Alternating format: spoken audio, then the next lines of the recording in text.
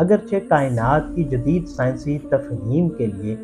Science کے پاس ایک سے زیادہ تفہیمی ڈھانچے موجود ہیں، لیکن جس تفہیمی ڈھانچے پر تقریباً اکثریت کو اعتماد حاصل ہے اسے لیمڈا سیڈیم ماڈل یا اسٹینڈرڈ ماڈل آف کاسمولوجی کہا جاتا ہے۔ اس تفہیمی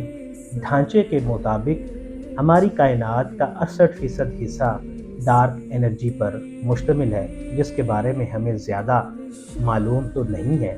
سوائے یہ کہ یہ ایک پراسرار انرجی ہے جو ایکسلریٹڈ ایکسپینشن آف یونیورس کے فینامنا کی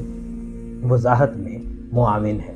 لہٰذا ہم اس کو ماننے پر مجبور ہیں۔ اسی طرح ہماری کائنات کا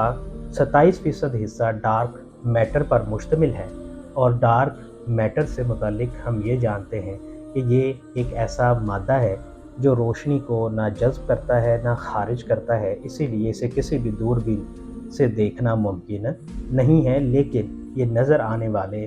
نارمل میٹر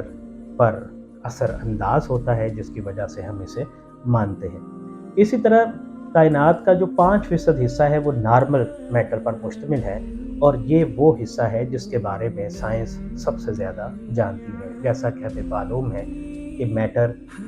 میٹر جو ہے وہ ایلیمنٹ پر مشتمل ہوتا ہے، اور ایلیمنٹ جو ہے وہ ایٹم پر مشتمل ہوتے ہیں، اور ایٹم جو ہے وہ سب اٹامک پارٹیکلز کے ملنے سے بنتے ہیں، اور سب اٹامک پارٹیکلز جو ہیں وہ ایلیمنٹری پارٹیکل کے ملنے سے بنتے ہیں، اور یہ سب سے چھوٹی چیز ہے جس کے بارے میں ہم جانتے ہیں۔ یہاں بات دلچسپی سے خالی نہیں ہے کہ سائنس کا کائنات سے متعلق تیقنی فہم صرف 5% ہے۔